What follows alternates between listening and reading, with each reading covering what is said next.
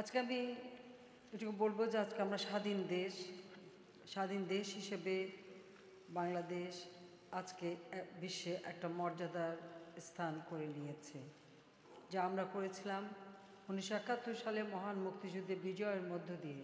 তখন বাঙালি জাতি বিশ্বব্যাপী একটা সম্মান পেয়েছিল, কিন্তু সে সম্মানটা ভুলণ্ঠিত হয় 75-এ 15ই আগস্ট, যখন জাতির পিতাকে নির্মমভাবে হত্যা করা হয়। এরপর 21টি বছর পার হয়। আমাদের এই স্বাধীনতা তো একদিনের অর্জন না। 1948 সালে যখন আমাদের ভাষার উপর আঘাত আসে, আমরা বাঙালি, আমাদের মাতৃভাষা বাংলা, সেই বাংলা ভাষায় কথা বলার অধিকারটুকু কেড়ে নেওয়ার ষড়যন্ত্র করেছিল তদানীন্তন পাকিস্তানের শাসকবর্গ, যার বিরুদ্ধে 48 সালের 11ই মার্চ থেকেই আন্দোলন শুরু হয়েছিল। যে আন্দোলন শুরু করেছিলেন জাতির পিতা বঙ্গবন্ধু শেখ মুজিবুর রহমান, যখন তিনি ঢাকা বিশ্ববিদ্যালয়ের আইন বিভাগের ছাত্র ছিলেন। আর সেই 48 সালের আন্দোলনের পথ বেয়ে 52 রক্ত দিয়ে আমরা ভাষার মর্যাদা রক্তের অক্ষরে লিখে দিই, কিন্তু সেখানেই ভাষার অধিকার কিন্তু অর্জিত হয়নি। 48 সালে আন্দোলন যে শুরু করেছেন, এরপরে জাতির পিতা বঙ্গবন্ধু শেখ মুজিব, তিনি একজন ছাত্রনেতা মুজিব হিসেবে গ্রেপ্তার হয়েছিলেন, বন্দী ছিলেন। 52-তে ফেব্রুয়ারি মাসে তিনি মুক্তি পান, 27 ফেব্রুয়ারি। কিন্তু মুক্তি পাওয়ার পর থেকে আবারও তিনি এই রাষ্ট্রভাষা বাংলার মর্যাদার অধিকার প্রতিষ্ঠার সংগ্রাম শুরু করেন এবং সারা পৃথিবীর প্রধান থেকে শুরু করে প্রতিটি ক্ষেত্রে তিনি এই রাষ্ট্রভাষা হিসেবে বাংলাকে মর্যাদা দেওয়ার অধিকার প্রতিষ্ঠার জন্য সংগ্রাম করে যান। 54 সালের নির্বাচনে জয়লাভ করে যুক্তফ্রন্ট, কিন্তু বেশি দিন ক্ষমতায় থাকতে পারেনি। এরপর 56 সালে যখন আওয়ামী লীগ সরকার গঠন করে, সৌদি শাহ প্রধানমন্ত্রী হন পূর্ব পাকিস্তানে, সেই সময় পাকিস্তানের একটি শাসনতন্ত্র রচনা করা হয় এবং তখনই বাংলাকে রাষ্ট্রভাষার মর্যাদা দেওয়া হয়। অর্থাৎ আওয়ামী লীগ ক্ষমতা এসেই বাংলাকে রাষ্ট্রভাষার মর্যাদা দিয়েছিল। শহীদ মিনার নির্মাণ এবং 21শে ফেব্রুয়ারিকে জাতীয় ছুটি হিসেবে ঘোষণা দেওয়া সবই তখন করা হয়েছিল, কিন্তু 18 সালে আবার মার্শাল ল। আমাদের ভাগ্যটাই ছিল এমন যে কখনোই বাংলাদেশে এই অঞ্চলের মানুষ গণতান্ত্রিক অধিকার ভোগ করতে পারেনি। তারপরে আবার বঙ্গবন্ধু গ্রেপ্তার হন। কাজে তিনি তখন থেকেই তার একটা চিন্তা ছিল যে 1200 মাইল দূরে একটি দেশের যেখানে দূরত্ব, 1200 মাইল দূরে বসে বাংলাদেশের মানুষকে শোষণ করবে, অত্যাচার করবে, নির্যাতন করবে, এটা কখনো হতে পারে না। তাই এদেশের মানুষকে মুক্তি দেওয়ার জন্য, স্বাধীনতা অর্জনের জন্য তিনি সংগ্রাম শুরু করেন। 66 সালে তিনি 6 দফা দেন, যে 6 দফা মানুষ লুফে নিয়েছিল। 6 দফা বাংলার মানুষের মুক্তির সনদ হিসেবে স্বীকৃতি পেয়েছিল। আর সেই 6 দফা দেওয়ার পর আবার তিনি গ্রেপ্তার হন। তার বিরুদ্ধে আগরতলা ষড়যন্ত্র মামলা দিয়ে ফাঁসি দিয়ে হত্যার চেষ্টা করা হয়, কিন্তু বাংলাদেশের মানুষ তার মেনে নেয়নি। তখন আন্দোলন হয়, গণঅভ্যুত্থান হয়, 6 দফা 11 দফার আন্দোলন। সেই আন্দোলনের সফলতার ফলে অনেক রক্তের মধ্য দিয়ে জাতির পিতাকে সে কারাগার থেকে মুক্ত করা হয়। আইয়ুব খান তখন পাকিস্তানের প্রেসিডেন্ট বাধ্য হয়েছিল আগরতলা ষড়যন্ত্র মামলা প্রত্যাহার করতে। এরপর 70-এর নির্বাচনে গোটা পাকিস্তানে সংখ্যাগরিষ্ঠ আসন অর্জনের ফলে বাঙালিরা পাকিস্তানের রাষ্ট্রীয় ক্ষমতায় যাবে, এটা পাকিস্তানি সামরিক জান্তা ইয়াহিয়া খান মেনে নিতে পারেনি বা ভুট্টো মেনে নিতে পারেনি। জাতির পিতা অসহযোগ আন্দোলনের ডাক দেন ঐতিহাসিক 7ই মার্চের ভাষণ, যে ভাষণ ছিল আমাদের রেলযুদ্ধের প্রস্তুতি গ্রহণ এবং একটি স্বাধীন রাষ্ট্র প্রতিষ্ঠার সকল দিক নির্দেশনা। বাংলাদেশের মানুষ সেই দিক নির্দেশনা নিয়ে ঐক্যবদ্ধ হয়। 25শে মার্চ পাকিস্তানের হানাদার বাহিনী নিরস্ত্র বাঙালির উপর গণহত্যা শুরু করে। আর সেই গণহত্যা শুরুর সাথে সাথে জাতির পিতা আনুষ্ঠানিকভাবে স্বাধীনতার ঘোষণাটা দেন, যেটা পূর্বে তৈরি করা এবং আজকের যে বিজিবি বা তখন যে ইপিআর ফাঁড়ি পিলখানা, এই পিলখানার কয়েকজন কর্মকর্তার কাছে এই বার্তাটা পৌঁছে দেওয়া হয়েছিল। তারা তখন এই ইপিআরের ওয়্যারলেসের মাধ্যমে সমগ্র বাংলাদেশে এই তথ্যটা পৌঁছে দেয়। তাছাড়া 7ই মার্চের ভাষণে জাতিপিতা সারা বাংলাদেশের যে সংগ্রাম পরিষদ গড়ে তোলার দিক নির্দেশনা দিয়েছিলেন, ঠিক সেইভাবে সংগ্রাম পরিষদ গড়ে তোলা হয় এবং সেই সংগ্রাম পরিষদের কাছেও টেলিগ্রামের মাধ্যমে, টেলিপ্রিন্টারের মাধ্যমে বিভিন্নভাবে এই বার্তাটা পৌঁছে যায় এবং সেভাবেই বিভিন্ন এলাকায় যেখানে তখনও হানাদার বাহিনী আক্রমণ শুরু করেনি, সেখানে আমাদের আওয়ামী লীগের নেতাকর্মীরা রিকশায় করে চোঙ্গা ফুঁকিয়ে মাইকের মাধ্যমে অথবা হাতে লিফলেট লিখে তারা প্রচার করে জাতির পিতার যে স্বাধীনতার ঘোষণা দিয়েছেন। আর এই ঘোষণার সাথে সাথেই বঙ্গবন্ধু শেখ মুজিবকে গ্রেপ্তার করা হয় এবং গ্রেপ্তার করে পাকিস্তানে নিয়ে বন্দি করে তার বিরুদ্ধে মামলা দেওয়া হয় দেশদ্রোহীর। এবং ইয়াহিয়া খানের 26শে মার্চের যে ভাষণ, সেই ভাষণে সে কিন্তু বঙ্গবন্ধু মুজিবকেই পাকিস্তানের শত্রু হিসেবে চিহ্নিত করে তার বিচার করে তাকে যে ফাঁসি দেবে সে ঘোষণা সে দিয়েছিল। কিন্তু স্বাধীনতার সংগ্রামের মধ্য দিয়ে একটি মুক্তিযুদ্ধ হবে, গেরিলা যুদ্ধ হবে এবং সেই গেরিলা যুদ্ধে কীভাবে আমাদের গেরিলার ট্রেনিং নেবে, কিভাবে তারা আশ্রয় নেবে, কিভাবে অস্ত্র আসবে, এই সকল ব্যবস্থা কিন্তু তিনি পূর্বেই করে গিয়েছিলেন। এবং তিনি যখন 69 সালে লন্ডনে যান, তখন আমাদের যারা প্রবাসী বাঙালি তাদেরকেও প্রস্তুত করে রাখেন এবং এভাবে একটা প্রস্তুতি তার ছিল বলে তিনি খুব নিশ্চিত ছিলেন যে এই দেশ একদিন শত্রুমুক্ত হবে, স্বাধীন হবে।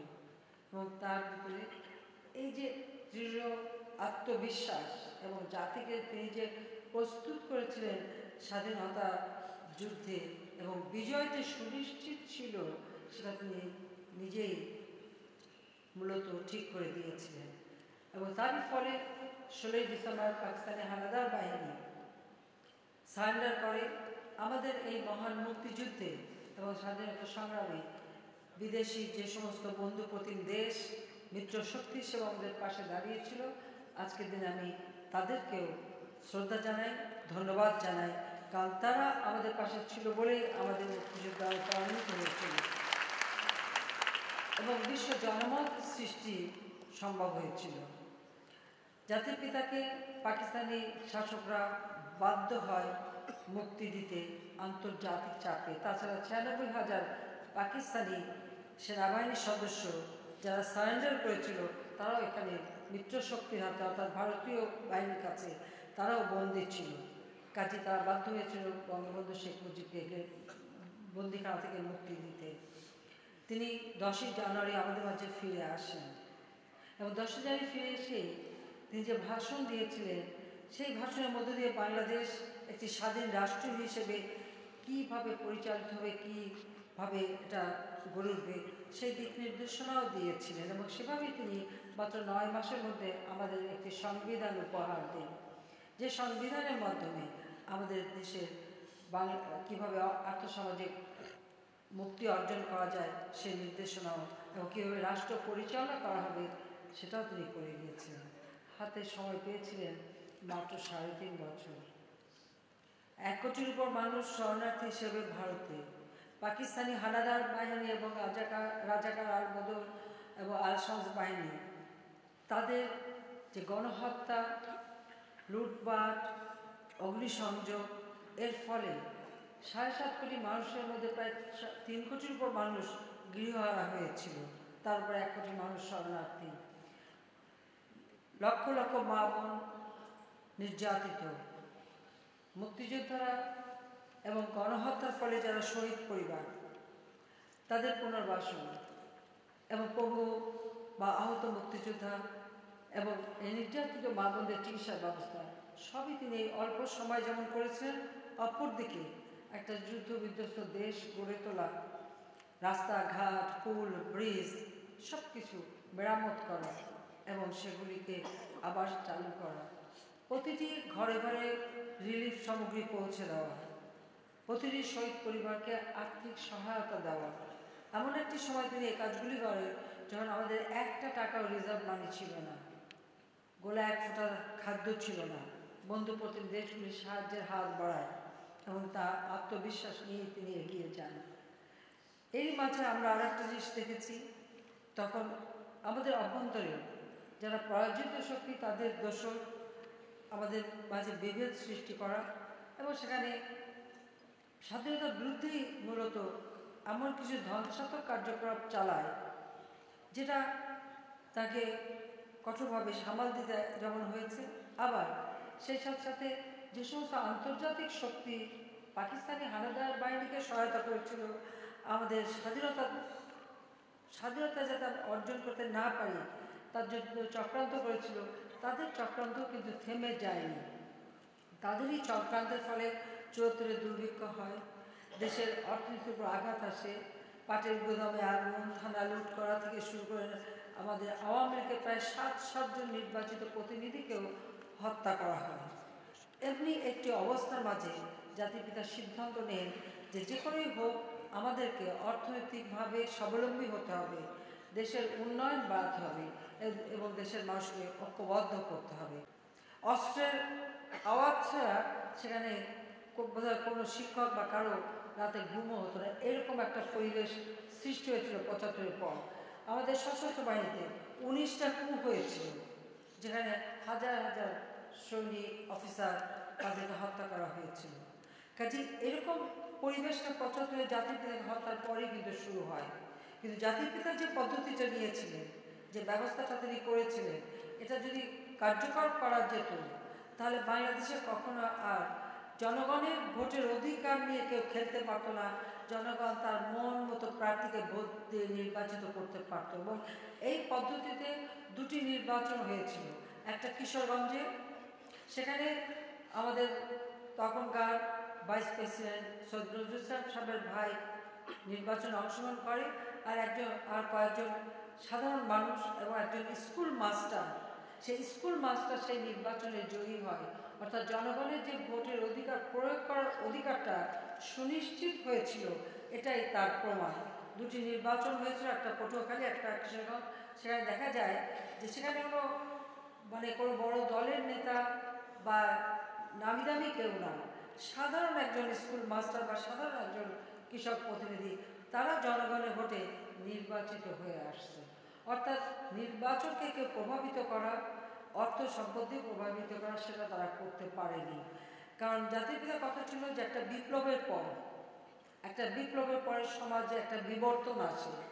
সেই বিবর্তনের ফলে এটা সব দেশেই হয়, যে দেশ যেখানেই মুক্তিযুদ্ধ করেছে বা বিপ্লব করেছে, পরিবর্তন এনেছে, তারপরেই কিছু লোক আর্থিকভাবে শক্তিশালী হয়ে যায় অথবা বল প্রয়োগ করে বা নানা ধরনের, সেটা যাতে সমাজে স্থান না পায় সেদিকে লক্ষ্য রেখে তিনি তা করেছিলেন। এবং আমাদের জনসংখ্যা বেশি, আমাদের চাষ উপযোগী ভূমি কম, সেখানে তিনি ব্যবস্থা নিয়েছিলেন যে কোঅপারেটিভের মাধ্যমে আমাদের দেশে উৎপাদন হবে, কিন্তু জমির মালিক যে তার কাছেই থাকবে, কোনো মালিকানা নেওয়া হবে না, কিন্তু জমিটা চাষ করবার জন্য কোঅপারেটিভের মাধ্যমে হবে। উৎপাদিত ফসলের একটা অংশ যারা শ্রম দেবে তারা পাবে, যে মালিক থাকবে সে পাবে, এবং ওই কোঅপারেটিভের মাঝে একটা পাবে, যার ফলে আমাদের উৎপাদন যাতে বৃদ্ধি হয়, আধুনিক প্রযুক্তি কৃষিতে ব্যবহার করে এই উৎপাদন বাড়ানো হবে। এবং শিক্ষাক্ষেত্রে তিনি শিক্ষা কমিশন তৈরি করেন ডক্টর কুদরতি খোদাকে নিয়ে, এবং সেই কমিশনের মাধ্যমে একটি রিপোর্টও তিনি দিয়েছিলেন, কিন্তু সেটা তিনি বাস্তবায়ন করে যেতে পারেননি। কাজে তার যে গৃহীত পদক্ষেপগুলি, যা বাস্তবায়ন করতে পারলে বাংলাদেশ স্বাধীনতার অন্তত আমি বলতে পারি যে ৫-৭ বছরের মধ্যেই কিন্তু বাংলাদেশ উন্নত হতে পারত, সমৃদ্ধশালী হতে পারত, যা পরবর্তীতে ৭৫-এর পর জাতির পিতাকে হত্যার পর সে অগ্রযাত্রা থেমে গিয়েছিল। ২১ বছর পর যখন আওয়ামী লীগ ক্ষমতায় আসে, আমরা জাতির পিতার সেই প্রদর্শিত বিভিন্ন পথ অবলম্বন করে তার যে অর্থনৈতিক নীতিমালা, যেটা তিনি করতে চেয়েছিলেন যে দেশের আর্থসামাজিক উন্নতিটা একেবারে গ্রাম পর্যায় থেকে উঠে আসবে, আমরা সেই তৃণমূল থেকে যাতে আমাদের অর্থনৈতিক উন্নতিটা হয় সেইভাবে আমরা পরিকল্পনা নিয়ে এগিয়ে যাচ্ছিলাম।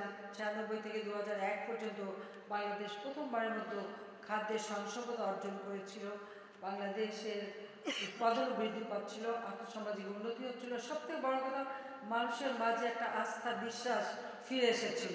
কিন্তু ২০০১-এ আমরা সরকারে আসতে পারলাম না, জনগণের ভোট আমরা বেশি পেয়েছিলাম, আমরা সিট পেলাম না।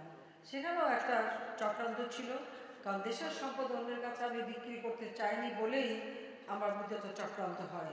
যে চক্রান্ত পরবর্তীতে হয়েছে তাও হবে আমি জানি, কিন্তু দেশের জনগণের জন্য কাজ করার জন্য আমরা যে ব্যাপকভাবে উন্নয়নের নীতিমালা নিয়ে দীর্ঘমেয়াদী, মধ্যমেয়াদী এবং স্বল্পকালীন বিভিন্নভাবে আমরা বিভিন্ন কর্মসূচির মাধ্যমে কাজ করে গেছি। 2008 সালের নির্বাচনে জনগণ পুনরায় আমাদেরকে ভোট দেয়, কারণ 2001 থেকে 2008 পর্যন্ত তখন সন্ত্রাস, জঙ্গিবাদ অনেক কিছু আমাদের মোকাবেলা করতে হয়। যা হোক, আমি সেগুলো বিস্তারিত বলতে চাই, শুধু এইটুকু বলতে চাই যে স্বাধীনতার সুফলটার জন্য বাংলার জনগণের দোরগোড়ায় পৌঁছাতে পারি, সাধারণ মানুষের কাছে পৌঁছাতে পারি এবং আর্থসামাজিকভাবে যেন আমরা উন্নত হতে পারি এবং উন্নত জাতি হিসেবে বিশ্বের জন্য আমরা একটা মর্যাদা ফিরে পেতে পারি, সেটাই আমাদের লক্ষ্য। আর সেই লক্ষ্য নিয়েই আমরা কাজ করেছি, যার সুফল দেশবাসী পেয়েছে।